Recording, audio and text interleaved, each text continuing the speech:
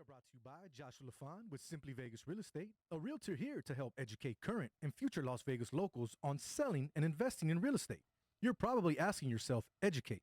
Yes, there's a surprising amount of adults that when it comes to real estate, don't know the right questions to ask, don't know where to start, and think they need a lot of cash to buy a house in Nevada, which simply isn't true. So Josh has decided to make it his responsibility to teach his clients what they need to know, and equally important, what they need to ask to help ensure making their home ownership dreams a true reality.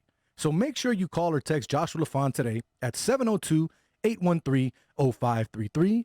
This has been another paid advertisement from Joshua LaFon with Simply Vegas Real Estate. Make sure you give him a call, 702-813-0533. You must be kicking yourself for not walking out when you could. Bad judgment. But don't you worry, son. It will all be over soon. Anthony, give me a boy's name that starts with the letter H. Jose. Bobby! It's me! Your daddy, Roberto! Occasionally, you may hear it pronounced as Joao. It depends. It's called Rex Quando! Look at me now. How far we go back? Elementary, jump rope, hide and go seek, pity pat, red light, green light, red light, green light. Hello? You play to win the game. You are tuned in to Straight Bet Sports on the Gorilla Cross Radio Network. That's right, Wednesday night, just past 9 p.m. You are tuning to Straight Bet Sports live here on the Gorilla Cross Radio Network. I am your host, Jose V. I'm riding solo tonight. Bradford is out of the studio tonight. He's hanging out with his family. Thanksgiving is here. He wanted to be with us as we did an earlier show. It was a little bit tougher for him. So he's taking the night off. It's all good. Sometimes we all need a little bit of a break, but we appreciate him.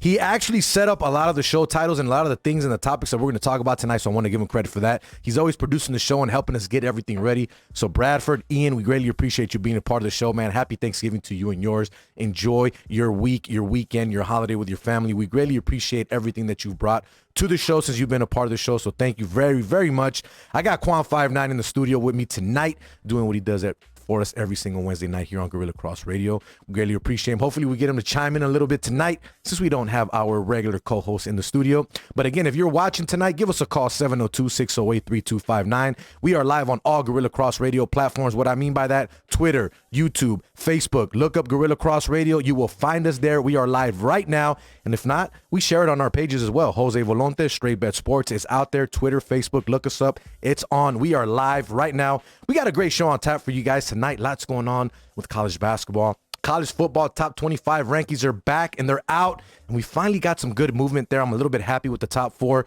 First time in a while that I can say that college football playoff, I believe, has got right.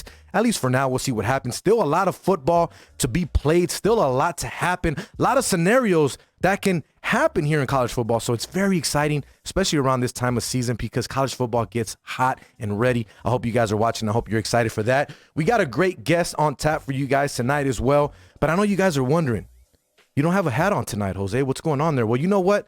I got my haircut today. I'm fresh, clean cut. And you already know what it is. We got our personal barber, Eric Navarro from Line 'em Up by Eric. He hooks us up every single week. Check him out right there, 702-884-8138. Or if not on IG, Line 'em Up by Eric. We greatly appreciate him. He's hooking me up, man. He got me clean, ready for tomorrow for Thanksgiving. Not only that, I'm hitting the UNLV basketball game tonight against Whittier after the show. So I had to make sure that I'm ready. I'm clean. I'm looking good. But Eric, we greatly appreciate you. And of course, Joshua LaFon with Simply Vegas Real Estate. We greatly appreciate you being our sponsor this whole time. 3 seasons here at Gorilla Cross Radio. It's official now. We will be going into our 4th season next week. Lots going on, man. We are happy. We are excited. Both of our sponsors are back. They're going to continue with us, so we greatly appreciate both of you.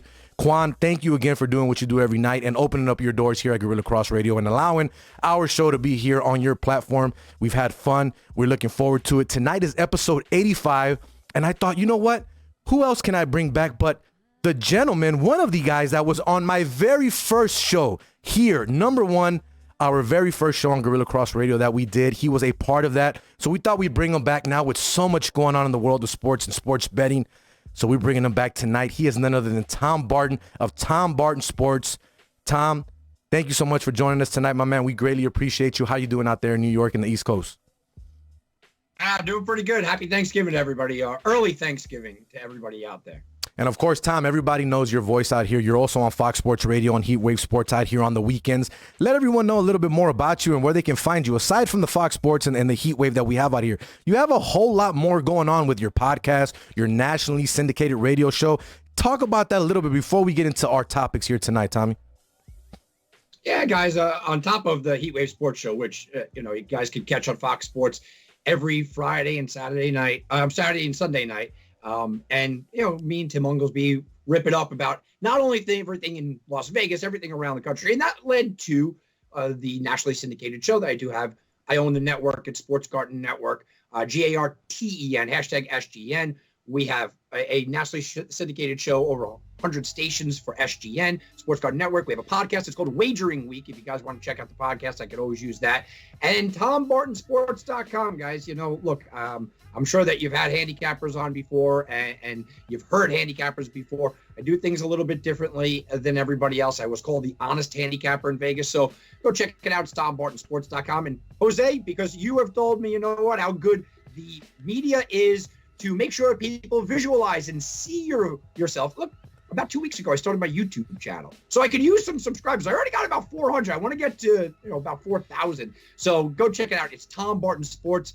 I just rant and rave and kind of give 10 minutes, 20 minutes on my opinions on some stuff 2 or 3 times a week. So I could really use some subscribes there as well. Not only that, Tommy, you said it yourself. We're used to hearing the voice. We're not used to seeing the face behind the voice, right? Behind that microphone. So now we're going to do that here tonight, and we're hopefully going to push that YouTube channel so get you a lot more subscribers. But another thing that I want to throw out there for the people that are gamblers, that are bettors, that are watching the show tonight, that follow the show and also follow Tom Barton. Tommy, tell the people, you're the first person, if I have this correct, when betting was allowed on your side of the country, you made the first bet at a sportsbook, correct? Yeah, the first ever bet outside of Las Vegas in the country. I beat the governor. You can see the hat that I actually have on. Funny that you mentioned it, is 0.01. That was 1 second after they opened it up legally. And, they had Rob Mish, who's a friend of the show. You can probably see his book over my shoulder. He covered it. Wall Street Journal covered it. It exploded. I went down there. I wasn't supposed to be the first one. They had reserved that, and I came up and I said, "Look, I'm a real bettor. I'm going to make $1,000 bet right now. We're going to do a $5 parlay garbage bet. You want $1,000 bet to be the first bet?" And they said, "No. We want your bet." Not that a grand is a grand, but it's more than the $5 that they were kind of throwing around. So I got to the front of the line, and officially in sports betting law, right, in sports betting, a lexicon of museums, my ticket might be hanging one day. So what did you bet, Tommy? That's what I want to know. What did you wager on that night? What was the ticket? Well, I bet the Yankees to win the World Series the year that they got cheated out of the win. So yeah. I feel like it's a winning ticket. It's a winning ticket in our eyes, right? But not in the eyes of other people, but it's okay. But Tommy, since we're on the topic of sports betting, the sports books, right? We know how big Las Vegas is. We know that Vegas is the mecca when it comes to sports betting and the sports books. Obviously, racing sports is huge out here. It's one of the things that controls a lot of the betting in the casinos in general, aside from the slots and the table games. Now, we know FanDuel and DraftKings were out here prior in the few years back, and they were known as just a fantasy football league, right? You choose your players, you choose your team, you put some money in there, you can win some money and have a good time. FanDuel and DraftKings got kicked out of Nevada and a lot of other states. And what have they done since? They've become the prop betting capital, is what I like to call it. And just what you can do with these two companies is they're doing prop bets galore with players, with teams, with certain things that a lot of people are betting on now that have nothing to do with the totals, that have nothing to do with the spreads or any of that, Tommy. So the strategies are a whole lot different. FanDuel and DraftKings said, okay, we're banned from here because you're saying that we're gambling. We're really not. So now we're going to be a gambling type entity. Now, do you see them ever coming back to the state of Nevada? And if so, will it hurt the sports books here, do you believe? Well, Jose, I hate to say it, but the truth is that Nevada and Las Vegas is no longer the mecca. They were passed by New Jersey a long time ago. And New Jersey's doing numbers that are mind-boggling. So yeah, if FanDuel and DraftKings ever came back, they would own the space. They are a name. They got first in, and they spend a ridiculous amount of money on new conversions. See, that's the thing where what I love about Las Vegas is that Derek Stevens and Circa and Jay Cornigy over at the Sportsbook, the Superbook, and these guys, they cater to the big players. They cater to the big money. FanDuel, DraftKings, they don't care. They want the $5 player all day long. So it's a different kind of mentality, but it's a mentality that's certainly working. When New York does open up, and they're saying that that's going to open up, and hopefully before the Super Bowl, and all of that has gotten out of the way. I've spoken to everybody on the inside for the last 3 years, and that will overtake New Jersey. It will overtake Pennsylvania.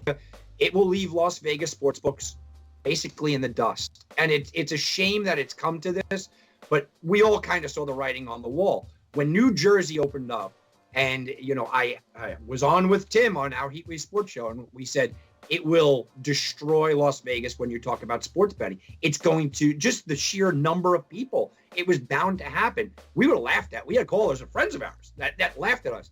Now they passed them by. What do you think New York is going to do? New York is going to explode the market.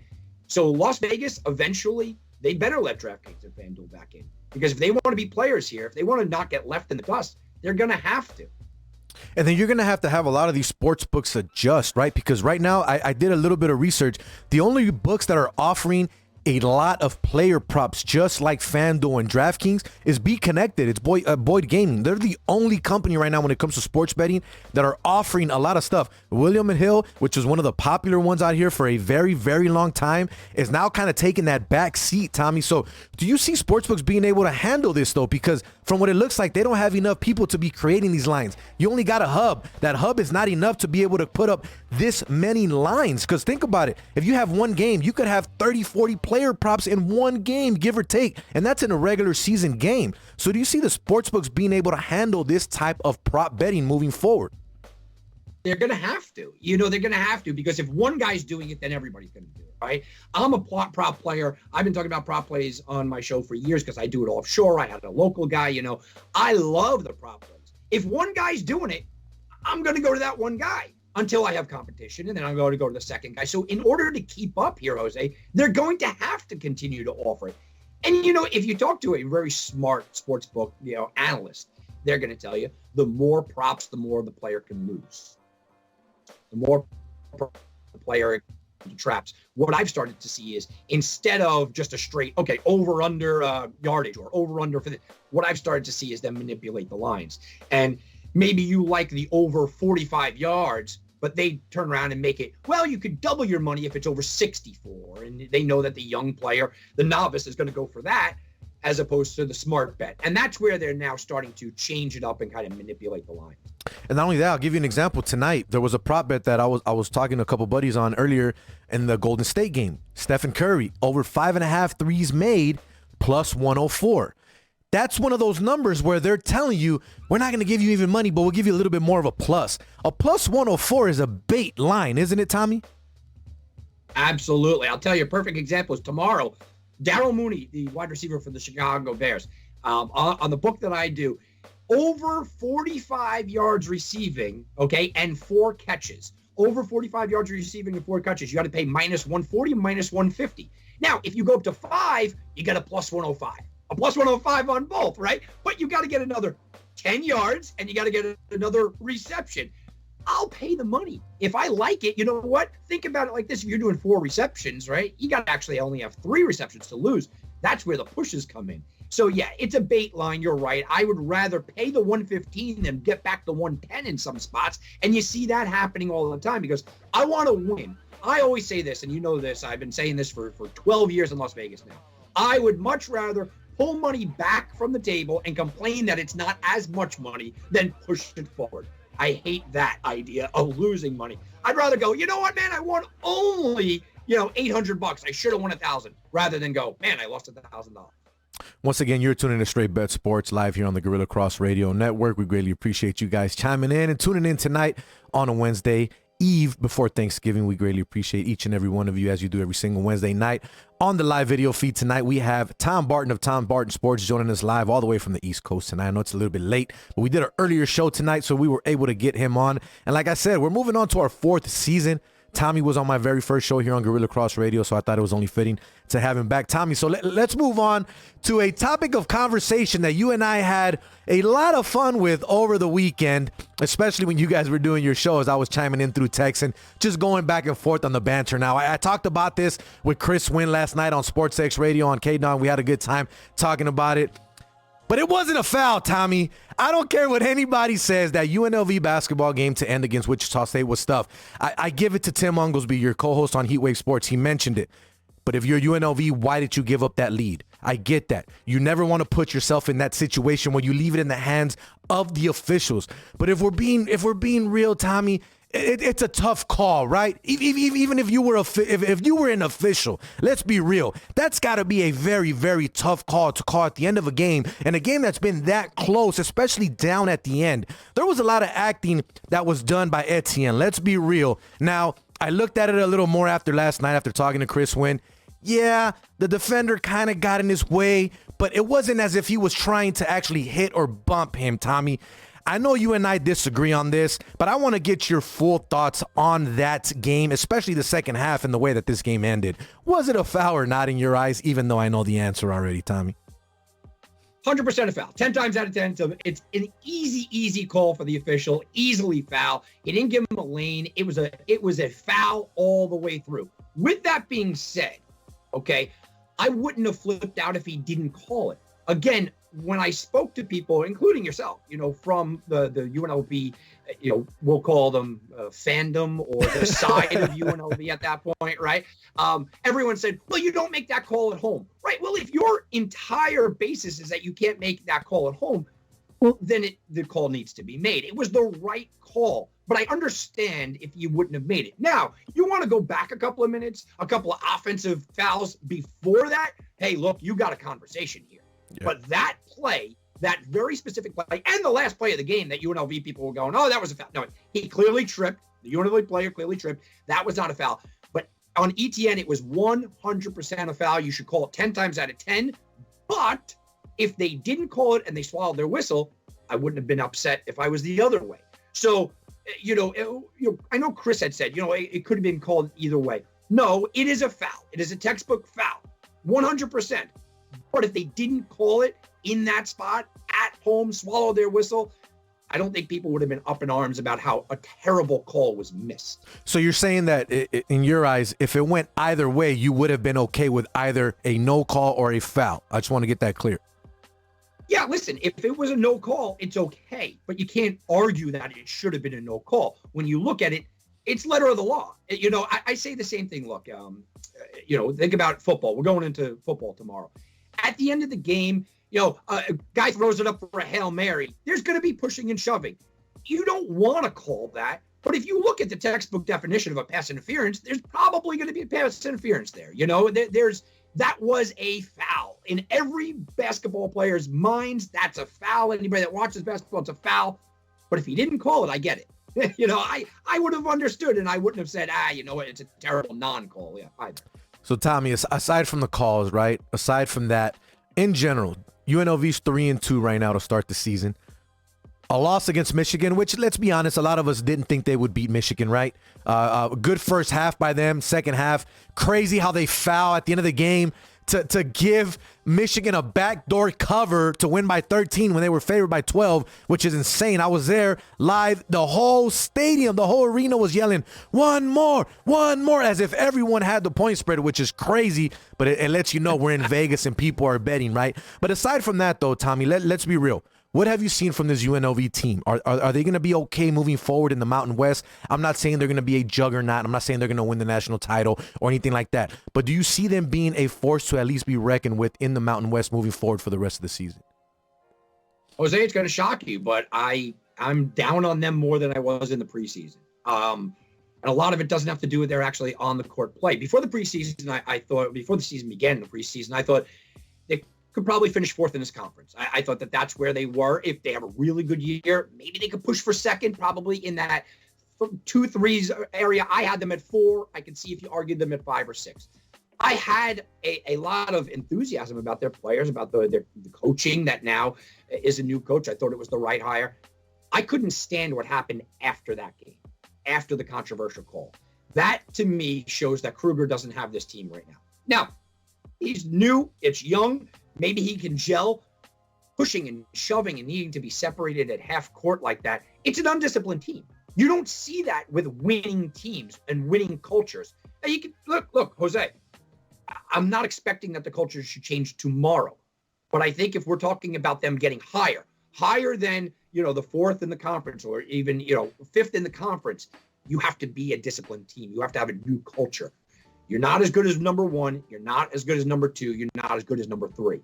So in order to get there, you have to be a little bit more disciplined. I like what I've seen on the court, but that one moment that after the game pushing, shoving, no control, that sets me back a little bit and goes, ooh, you know what? There's still a lot of work to be done here. No, I agree with you. The way that game ended, it's not a good look for UNLV, especially, again, you lost that lead. Controversial, whether foul, no foul, however you feel about that call at the end.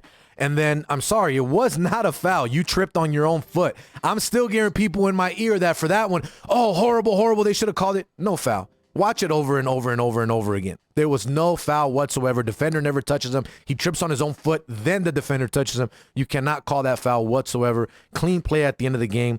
But bad look, Tommy. Very bad look. I agree with you. I was listening to you on the radio when you were talking about it as it was happening live. Bad look for UNLV basketball, especially when you have this many transfers and you have a first-year coach and Kevin Kruger, which is trying to get the program going in the right direction, right? You're giving a bad look to people in the eyes of the UNLV program. The UNLV program is already in shambles as it is when it comes to basketball and football. So you don't want to put this type of negativity out where people can see it. The game was on ESPN2 to top it off. Nationally televised game. It's not like it was on CBS or the local Mountain West channel to watch here in Las Vegas. It was on ESPN2 for everyone in the nation to watch. So I agree with you. Bad look for UNLV towards the end there at the end of that game. I think they're going to be all right. I think there'll be a team in the Mountain West that will make a little bit of a noise. Nothing too crazy. I don't see them winning the Mountain West, but I see them having a winning record, possibly making a little bit of noise here in the tournament. I don't know if I see them going to the NCAA tournament this year, though. I do like Kevin Kruger. I think he has the right mindset, the right type of situations, and the type of players that he wants to bring in, but I think you got to give him time. I'm not saying years of time, but it's only his first season, and we're only a couple months into it, so we got to give him some time there. But once again, we are joined by Tom Barton of Tom Barton Sports here on Gorilla Cross Radio, Straight Bet Sports. I am your host, Jose V. Quan 59 behind the big board doing what he does for us every single Wednesday night. But Tommy, let's jump into some college football now. Lots going on in college football. Lots of scenarios that are going to happen here in the next couple of weeks, which I absolutely love because college football to me is a lot more exciting when it comes down to the end, right? In the NFL, we know the type of teams we might see. We know the type of games we're going to see. And it kind of feels like the same thing year in and year out. But with college football, we know we have the Alabama, but in the same team, if that makes sense. But there's always controversy. There's always something to talk about when it comes to college football, especially at the end. Now, the top 25 came out yesterday. College football playoff rankings. I finally feel that this season, first time they got it right. Alabama moves back one spot, which I believe they should have because they did not look that great against Arkansas. Let's be real. And they should have came out and looked a whole lot better in that game, winning by a touchdown, even though I know it was a type of backdoor cover there. Does not matter. You should have looked better against against Arkansas. We're talking about style points and how you play games since people are saying that about Cincinnati, right? But Cincinnati moves into the top 4 now. But it's interesting with the two teams sitting behind them. You have a team in Michigan that's going to play Ohio State here this weekend, right? Going to be a very interesting game. Michigan wins this game. They can leapfrog and go into the top 4. And then you have a team in Notre Dame, which is sitting right there at number 6. Their only loss is against Cincinnati, but they're playing good ball, which is helping Cincinnati, right? It's helping Cincinnati in the rankings and for them to stay up there because that's honestly their only profitable win this season. Their only good win when it comes to the wins that they have in this 11-0 season that Cincinnati has. Now, I'm happy Cincinnati's in the top 4. I still think they have some work to do. The season is not over. And call me crazy, teams can still leapfrog them, Tommy. How are you feeling about the top 25 right now, especially the top 6 with Oklahoma sitting at number 7 that can also make some noise and creep in here towards the end of the season? Look, I'm okay with what we have now. What I'm nervous about, scared about, sick to my stomach about is that Alabama, once again, will get an undeserving spot. And Alabama often does. The rules don't apply to the rest of college football that apply to Alabama. Think about this, Jose. There's a very good possibility that Alabama can lose a close SEC championship game to Georgia, have a 2-loss team, and they get in and Cincinnati doesn't.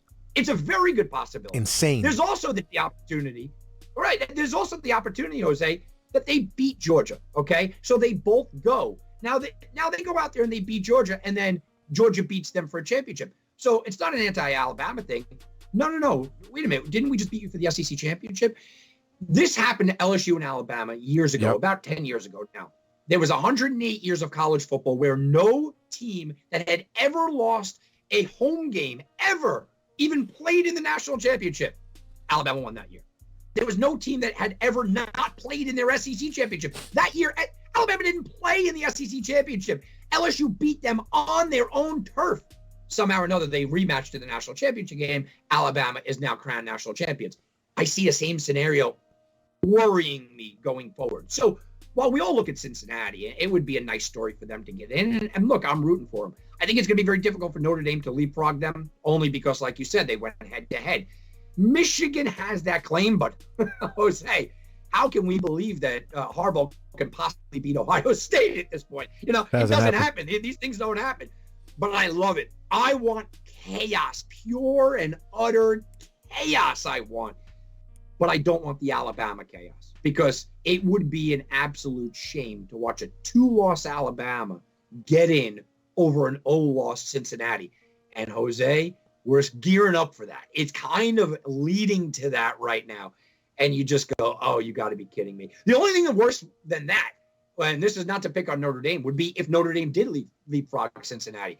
It's unimaginable to us, but it's happened before.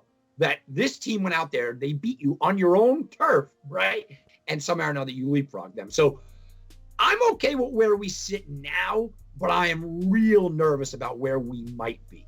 And it's funny that you bring up the whole Alabama situation. I brought that up last week because I was watching the week before that when they did the preview show of the rankings. Joey Galloway said it, and it was, to me, one of the most craziest takes that I've ever heard when he said, if Alabama were to play, you said it, Georgia, a lot closer. No one's played Georgia close at all this year, but they play them close and they lose in that title game. They have to stay in the top 4 with 2 losses. No, they don't. This comes back to the narrative that I'm sick and tired of. There's good losses. There is no such thing as good losses. I'm sick and tired of that narrative. You lose. On to the next one. I don't care if you lost to 5 or 9 top-ranked teams in college football. If you have 2 losses, so be it. The only team that I can think of when we're going back to past is Auburn, when they won 2 games against top 5 opponents, I believe it was that year, when they had the crazy season, and they had 2 losses that year. And a lot of people were talking about, where do we put this Auburn team? How do we move them around? That's a whole different scenario. I just think that the SEC and the Alabama bias more than anything, not necessarily the SEC, the Alabama bias, it's like, I get it. It's become a business, right? Who's going to fill the seats? Who's going to get more ratings? Who's going to be better when it comes to the college football playoff? That's what they care about. But at the end of the day, college football is not what it used to be, Tommy. I remember growing up as a kid watching college football where going undefeated mattered. Going undefeated mattered more than anything. I remember seeing UCLA back in the day with, I think it was Caden McCown or whatever his name was. They lost 1 game and it was a wrap. And their hopes were high that year. So it's gotten to the point where it's all about money, ratings, popularity, and who's going to bring more to the table. Right, Tommy? And Jose, let's stop with the USC thing right away, because what did USC do, Jose? What did I'm sorry, the SEC. What did the SEC do last week, right? What did they do? The entire SEC played like Division II teams. They played nothing. So we're talking about 3rd week of November. You're playing a bye week. You have a practice. Yep. Oh, the SEC's schedule is so tough. No, it's not. No SEC team ever goes out of conference and plays a road game. You'll never see that happening. SEC teams always put buys on their schedule, and they only play away from home 2 College or 3 of times. Charleston Southern. They're never going to do it. The SEC wants us to believe they're up here because they beat each other. Hey, SEC, you know what? Go on the road. Go, not a neutral site game. Go on the road and play out of conference against a top 25 team, and then we'll have a conversation.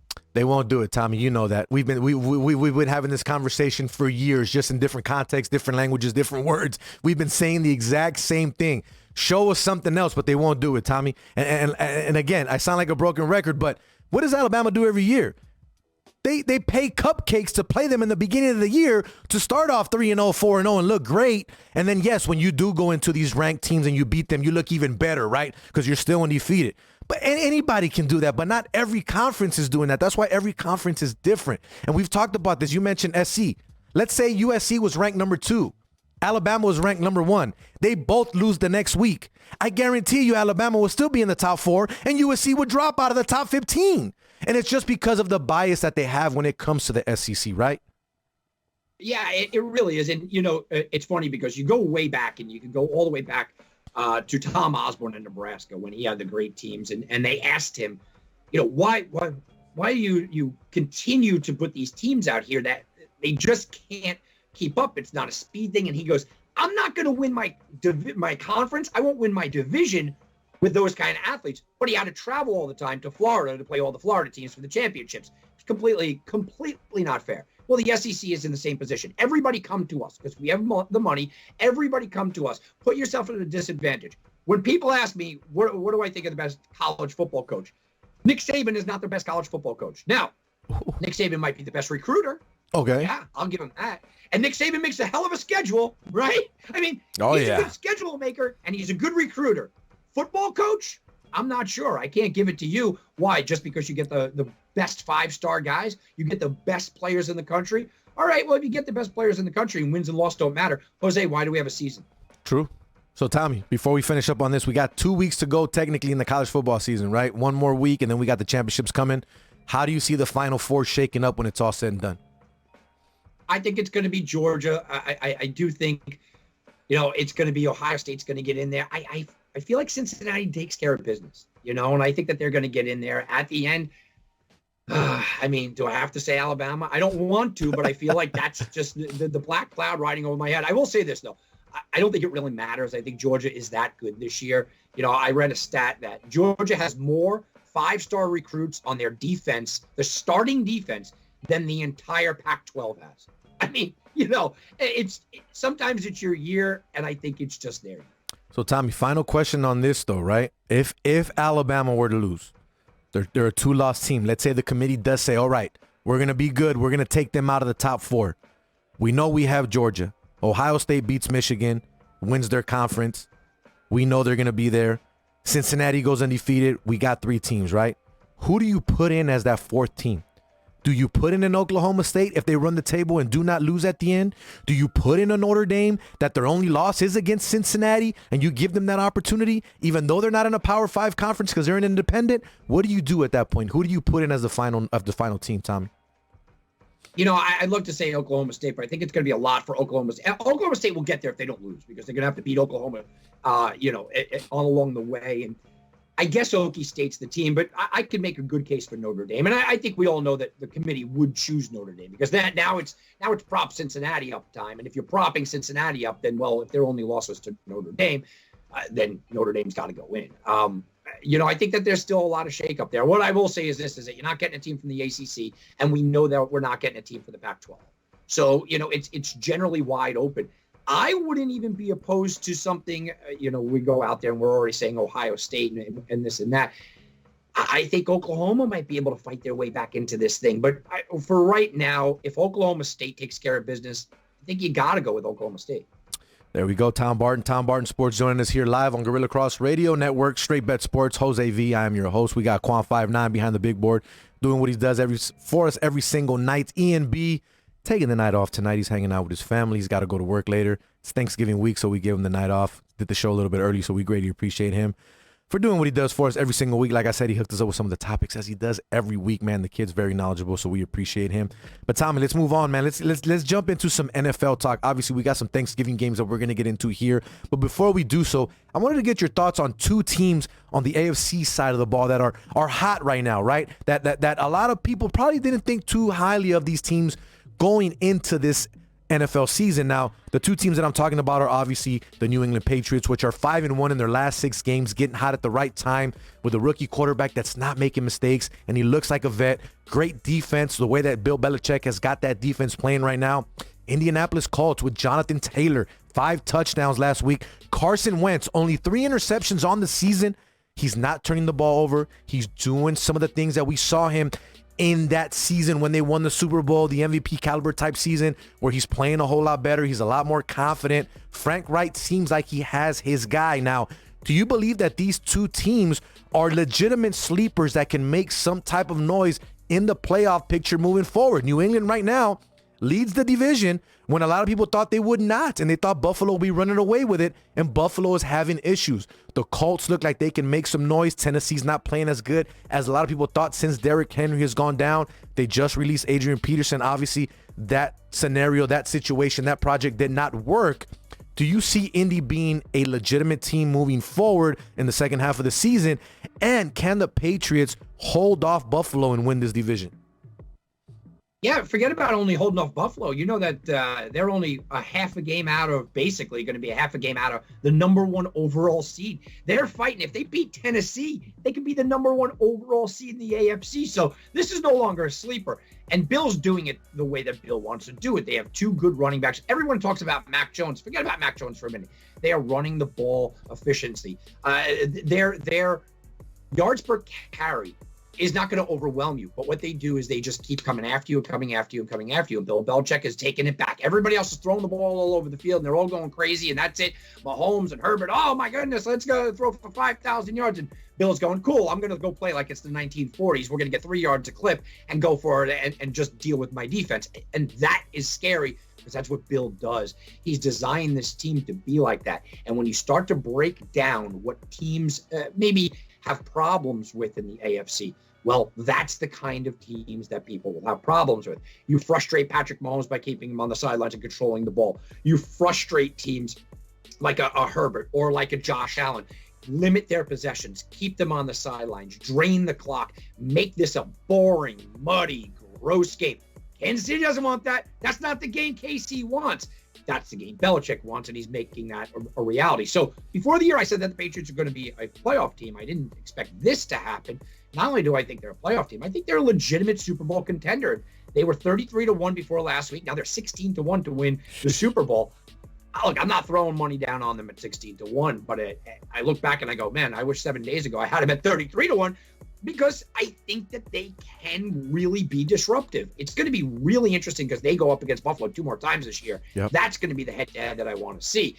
And then you mentioned the Colts. You know, I said this on my show before the season. I said, watch the Colts schedule early on. They were missing Quentin Nelson. They had massive injuries. Rhodes was banged up. All kinds of things. I said, if they could get past the first month of the season and not hang their heads, watch their schedule from here on out. And that's the thing. The Colts are cleaning up on their schedule. The thing with the Colts is this. They can't continue to run this well. And I love Jonathan Taylor. But the Colts are 6-0 when Jonathan Taylor and that rushing offense runs for 125 yards or more. They are 0-5 when he does not, okay? So the magic number is 125. That's a large number. That's team rushing yards for the Colts. It's a big-time number. And soon you're going to take on a team like the Patriots. You're going to take on these big-time defenses that just go, all right, we're putting 8 men in the box. We're putting 9 men in the box. We are just going to stop Carson Wentz. As the weather gets colder, as it gets nastier, that's what's going to start to happen. And they are going to make Wentz prove that he can beat them. Right now, Jose, as good as the Colts look, I don't know if Wentz can actually go out there and do this, but I'm down on Tennessee. I mean, I've been down on Tennessee since last year. I think their defense is a joke. Their record is one that you go out there and you go, wait a minute, this is a record that, they've beaten some good teams here and there, but their point differential is one of the worst in the league. How are they winning? Well, now they're not winning, and Derrick Henry's going to come back, and everyone thinks he's going to hit the ground running. He might because he's Derrick Henry, but I can't count on that. Ryan Tannehill looks terrible, absolutely horrible. If he has to throw the ball 35 or more times, they're 1-4. When he doesn't, they're 7-0 in the last 7 games. So you're starting to see problems there. I don't believe in Tennessee. I don't fully believe in the Colts, but I think the Colts can give Tennessee a run for their money.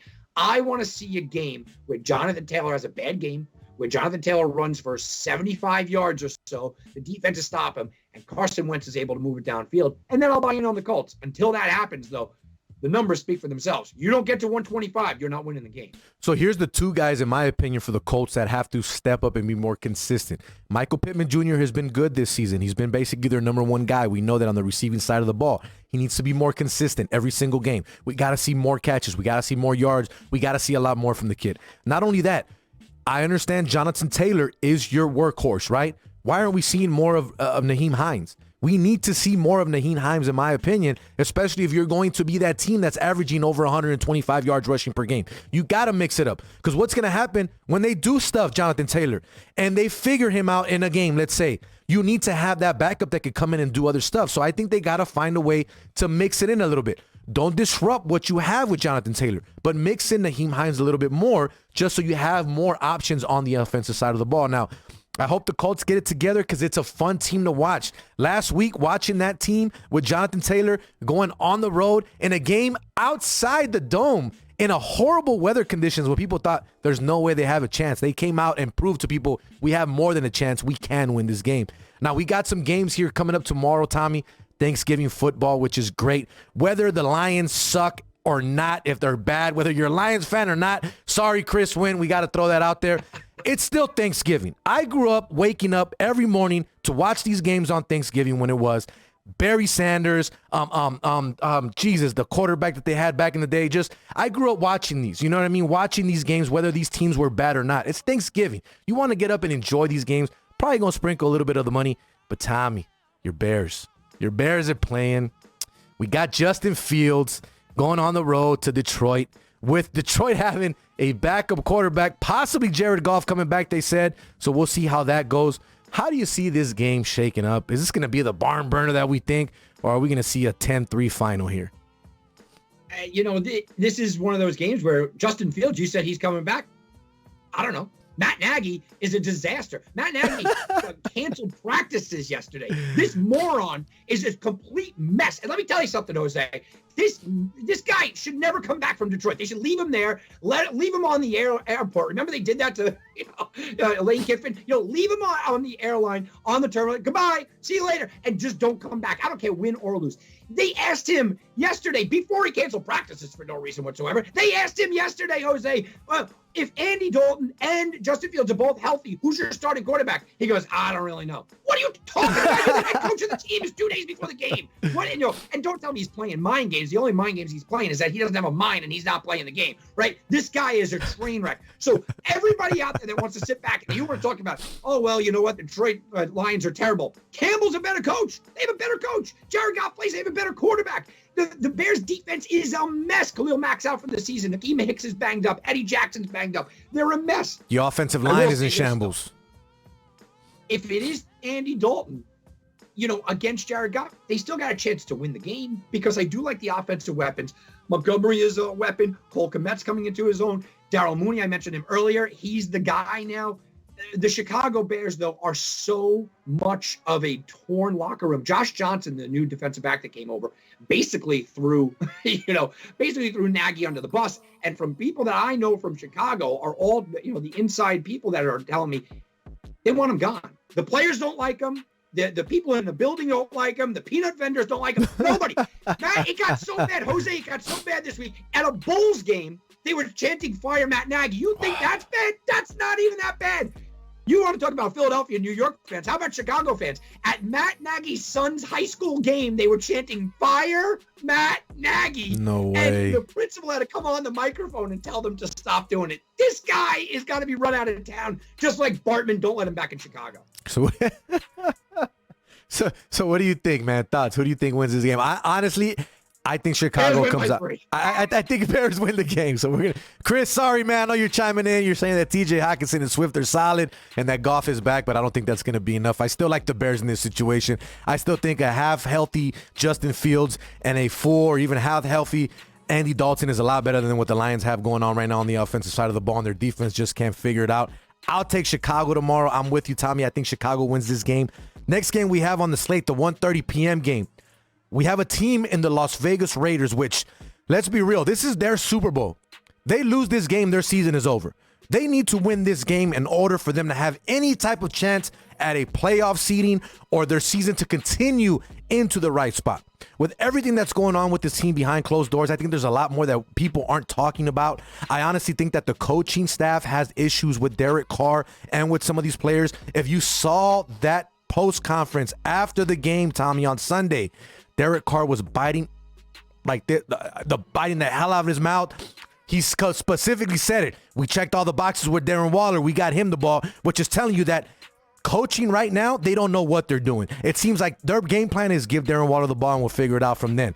And Carr is upset. I understand Derek Carr is not an elite quarterback. I never said he is. I never think that he will be. But in the 8 years that he's been there, Tommy, and I've said this for the last 3 weeks, the Raiders have given up more points on the defensive side of the ball than any other team in NFL history with a starting quarterback in that span. So at the end of the day, even though he makes mistakes on the offensive side of the ball sometimes that makes you scratch your head and say, what the hell? It's not all on him, Tommy, right? It's got to be looked upon more on the team in general. I honestly think that this team just does not care anymore, and I think that they're checked out. Now, when it comes to the Dallas Cowboys, I think the Dallas Cowboys are smoking mirrors. If we're being honest, I called last week. I said that they would go into Kansas City and lay an egg. Kansas City woke up and won. Sloppy game, 19-9. I get that. Not a big scoring game like we thought it would be there. But let's be real. The Cowboys are 7-3. If we're looking at their schedule, they could have lost to the Vikings, so that would have put them down at 6-4. They could have lost to the freaking Chargers, which needed a horrible call at the end of the game, which would have put them at 5-5 at that point. And not only that, the game that they could have lost to the Patriots, which they needed to go into overtime, which would technically, if we pull that from them, put them at 4-6, right? So let's be real. I honestly think that the Dallas Cowboys are smoking mirrors. They're not that great of a team as we think. They got injuries going into this game that aren't going to be that great for them. But the Raiders are so bad right now, and they just can't figure it out, Tommy. I think the Cowboys come out and win this game.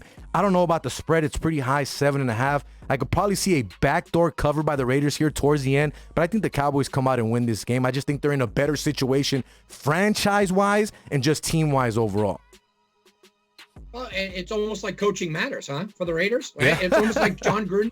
You need a head coach. I know everybody hates him and he does, but look, just from a coaching standpoint, the guy is a good coach. You know what I mean? I'm not saying great. He's a good coach. Maybe a special teams coach shouldn't be in charge of an NFL team, right? I mean, maybe a special teams coach is now getting out-coached. Yeah, that's exactly what's going on. But it's also the roster. You mentioned, that this team's checked out, and I think that's a very hard thing to go out there and look at this week. You've had the Ruggs situation. You've had the Gruden situation. You've had all these emotional kind of problems over the course of the year. Now, on a short week, you've got to go and be away from your family, eat, Thanksgiving dinner, on a sandwich somewhere in some hotel in Dallas. I mean, it's checking them out. Yeah, I don't blame them for checking out. But from an X's and O's standpoint, Jose, I'm going to go even further than you did. This roster is just bad, and I called it that early on in the season. Before the year began, Mike Mayock turned around and he told the media, we have got to run the ball. We got to give it to Josh Jacobs. That's what opens everything up. Well, Jose, they are 28th in the league in rushing yards. Okay, 28th in the league. Derek Carr and Waller all day long. Yeah, sure, but everybody knows what's coming. You have to run the ball. And on the other side, well, they have the 4th worst run defense. So teams are going in there. They're looking at this team, and they're saying we can punch them in the mouth. We can beat them up. We can out-physical them. And they're not going to do anything back. We can bully this team. Let's just say it, Jose. The Raiders are soft. Yeah, Raider fans, you're soft.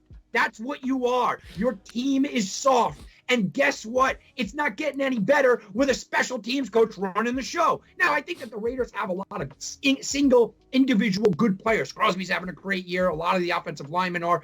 But overall, that's what your team is. And guess what's going to happen tomorrow? Pollard, not Elliott. Pollard's going to come in because he looks healthier and a little bit better. And the Dallas Cowboys, with all of their wide receiver problems, are going to line up with that great offensive line and smash mouth them right in their kisser. What's going to happen when you punch the Raiders in the face? They're going to run away and hide because that's what they've done all year long. So final game of tomorrow, Tommy. Bills on the road in New Orleans. Taysom Hill just got his big contract here. If he ends up starting some games for the rest of this season here, he ends up getting a higher payday depending on how his contract works out overall. I mean, I get it. The guy's a Swiss Army knife. You want to pay him. You want to give him some money. I think it's a bit of a reach there with what they paid him, but it is what it is. It's the NFL and it's the world that we live in now. Obviously, we know that their guy, which was their guy this season, Jameis Winston, is out. But I like the Saints in this position. I think it's a position where There's a lot of people that are betting on the Bills. 73% of the money right now, currently from what I'm looking at on the site that I'm looking at, is on the Bills. Everyone is on the Bills because of the way that they played last week. They think this is a perfect spot, right, for them to come into a New Orleans team that is in shambles right now. You have Trevor Siemian as your starting quarterback. You have a guy in Lattimore, which a lot of people say is one of the best defensive backs in the league, but yet he hasn't really produced as much as we thought since the cast came off. I still think that this defense is very good. I think it's very underrated. They've had some games here where they've got burned. We get that.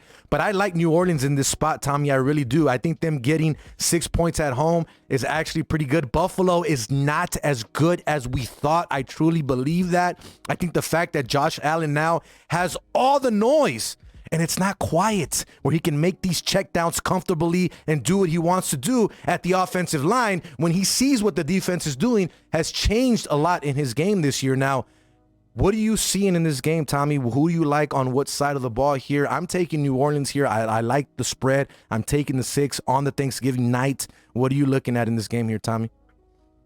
Well, first I'll build you up before I let you down here, Jose. I'll build you up and I'll tell you that Sean Payton as an underdog this year is 4-1 against the spread. 12-3 against the spread as an underdog the last 15 games. He's 21 games over 500 in his career as an underdog. Sean Payton getting points is money. And you want to talk about at home? He's even more money. Oh, this is a great spot if you love a home underdog. But now I got to let you down. Last week, okay, the Saints with their great defense allowed Jalen Hurts and that banged up Philadelphia, ridiculous nothing. We do nothing but run the ball. They let him just put up 29 on them. Jalen Hurts scored 3 touchdowns because he's a running quarterback. Josh Allen is a running quarterback. They've had running quarterback problems all year. And when you talk about the Saints in totality, look, Jameis Winston's a backup. Don't tell me he's a starter. Yeah. Jameis Winston's a backup. Hill should have been the backup. So that's a third stringer. Simeon's the 4th stringer. So they're dealing with a 4th string quarterback that has a 57.6 field completion percentage. Alvin Kamara's out of this game, okay? And Melvin Ingram is really a backup. So they're dealing with a 3rd string running back. Troutman's out of the game. They're dealing with a backup tight end. They're missing. There's not a wide receiver on this team that you can tell me is a number 1, even a number 2 on a good team. So they're dealing with number 3 and 4 wide receivers. And for all that you want to say about Josh Allen, I'm not even going to touch that. All I'm going to tell you is that before last week's game, which was an anomaly, Jonathan Taylor should get MVP votes. He's better than Derrick Henry right now, statistically, right? If you take that out, the Buffalo Bills defense, number 1 in points differential, number 1 in takeaways, number 1 against the run, number 1 against the pass. They're number 1 defense in the NFL. I'm willing to say they had a bad day last week. Now they're going up against 3rd and 4th stringers on New Orleans. This game doesn't have to be won by Josh Allen. This game has to be won by the defense. Now, again, Sean Payton getting points is a little bit dangerous, especially in primetime, especially at home. But I think the reason why the money line is coming in and the money is pouring in, and now it's from 4 to 6.5 in most of the books, is because people just expect Buffalo to turn this thing on. I expect Buffalo's defense to turn it on, but we'll see about how much the Saints can do. I think the Saints defense is underrated. But again, they just allowed 29 to Jalen Hurts, and that's in my head. This bad quarterback that shouldn't be a quarterback in the NFL just ran all over them. Josh Allen might have a field day. Once again, Tom Barton of Tom Barton Sports joining us here live on Straight Bet Sports on Gorilla Cross Radio. I'm your host, Jose V. Quan59 behind the big board. Tommy, we got about 7 or 8 minutes here left on the show, so I want to give you 1 minute. 1 minute before we get into our final picks of the week. I want to get your thoughts on LeBron James and the Los Angeles Lakers. Are they in trouble? And was it LeBron's fault the other night? And did he deserve the suspension that he got? Go. No, he deserved a much bigger suspension. I mean, but they all do. Look, you can't really give him more of a suspension than what the Joker did, right? You got to kind of give him the same thing. LeBron's a dirty player. He's a dirty person. He's the dumbest athlete that I've ever had to encounter. The dumbest person. I love that Enes Kanter's going after him. It's fantastic. But again, this is all the outside noise. And I mentioned the outside noise because I think that's why the Lakers are in trouble. And this is what I said when LeBron went out there. LeBron's too worried about his barbershop TV show, and he's too worried about his Space Jam movie, which was a pile of garbage. And he's too worried about his politics, and he's too worried about where his shoes are coming from, and he's too worried about his barber, and he's not focused anymore on basketball. And LeBron has to be. Then you bring in a guy like Westbrook, and Westbrook is what we all it came out of my mouth because that's what you call him. The guy is not fit for this team. He is a bad shooter. He's a turnover prone machine, which gets Anthony Davis and LeBron angry that they don't play that kind of basketball. I think the Lakers are in trouble. They have, luckily, hey, you got your little sham championship that doesn't mean anything. Nobody recognizes that little championship. And LeBron will be a complete failure in LA. I still think it's a legit championship. That's me. Not at all. We don't agree with everything, Tommy. Tommy. How much travel did they have to do, Jose? It doesn't matter. How much travel did they have? Okay, did you have to stay in a hotel room away from your family for that amount of time and have to deal with that type of mental stress? Think about that. Think about that. Mental stress, on. But LeBron's knees didn't have to fly across country. You can't blame him for that. The NBA created the bubble. The Lakers and the Dodgers close it off. You got no championships. It didn't happen. Hey, it happened, but it didn't happen in Tommy's eyes. But hey, that's why I like the honesty, Tommy. I wanted to get your thoughts on the Lakers because I know how you truly feel. Now, I'll be honest with you real quick before we get into our picks. I think the Lakers are in trouble. I know Quan said it earlier. He said it's only November and you feel that they're in trouble. I just think from what I've seen in the past, remember, we had the whole Gary Payton, Karl Malone, Shaq, Kobe. It didn't work. When you put that many superstars, it doesn't work, in my opinion. Right now, they're not a cohesive unit. LeBron's injured. They're not playing right together. I don't know if Frank Vogel's the problem. I got to see a little bit more here throughout the rest of the season to see if I feel that he needs to be fired, but it's yet to be seen. Hopefully, they can turn it around.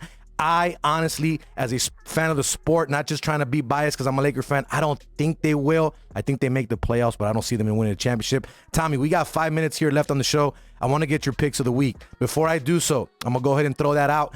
Ian and myself last week, we won. Thank God. Finally, we get back in the win column.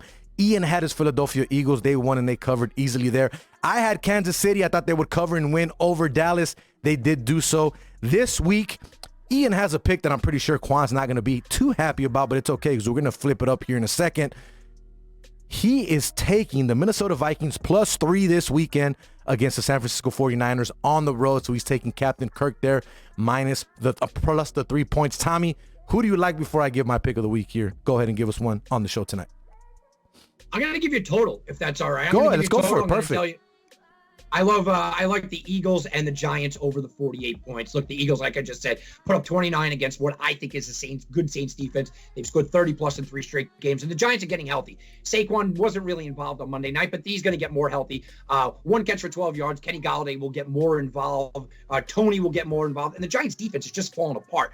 Look, this game to me has shootout written all over it because it's 2 bad defenses and it's 2 offenses that have a lot of talent. So give me the over, Eagles and Giants. There we go. Tommy taking the over. I'm looking at over 46.5, Tommy. So I'm going to give you said 48. I'm going to give you a better number. I'm going to give you 46.5. That's what we're looking at right now. So Tommy's got 46.5 on the Eagles Giants game. Not a bad look there. I can see that happening. Bad defenses, some offenses that can score, especially with Philly figuring out the running game right now. That running game is just sick and it's fun to watch. So I'm going to go ahead and flip it up on Ian. I'm actually taking the 49ers in this spot. I like the Niners at home with the -3. I think that the fact that Minnesota's coming off of a divisional game with Green Bay was a big hype. I liked Minnesota in that game last week, and I still think that Green Bay's going to win the Super Bowl. I know you don't really love Aaron Rodgers there, Tommy, so you don't want to hear that, but I still have Green Bay as my pick to win the Super Bowl. I had them earlier in the year. Aaron Rodgers showing his feet. You know? But that game was one of those games where even if you like Green Bay and they're hot, you had to bet the other side if you know the type of divisional game that it was going to be and the opportunities that Minnesota had in that game. I think Minnesota coming to the West Coast, playing the 49ers in their home park is not going to do well for them. I like the Niners in this situation. Give me the -3. I think Niners win by 6. Going to be a lot tougher and a lot closer than I think, but I take the Niners in this situation. I know Quan likes that because Quan's a big Niner fan. So is Goose Thomas, a good friend of the show. Let the ball bounce. But Tommy, we come to the end of the show here. We greatly appreciate you chiming in with us.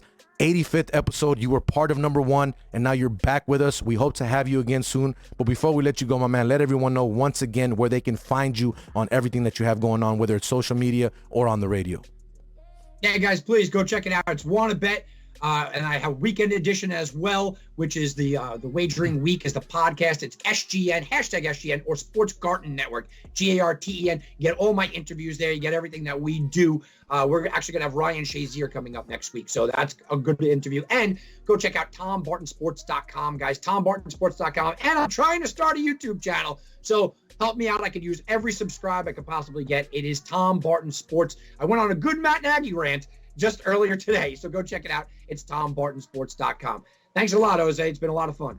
There he is, Tom Barton of Tom Barton Sports. Tommy, we greatly appreciate you. Happy Thanksgiving to you and your beautiful family. I hope you guys have a great and blessed holiday. We will talk soon, my man. Happy Thanksgiving, everybody. All right, man. Fun show. We've come to the end. I'm about to head on out and go to the UNLV Rebel game. They're up right now against Whittier. Going to catch that second half. But my final thought of the night, man, I am grateful. I am thankful. You see me. You see what I have. You see what's going on right here. I am thankful for Quan59. You guys have no idea if you do not know him personally. Great gentleman, great human being.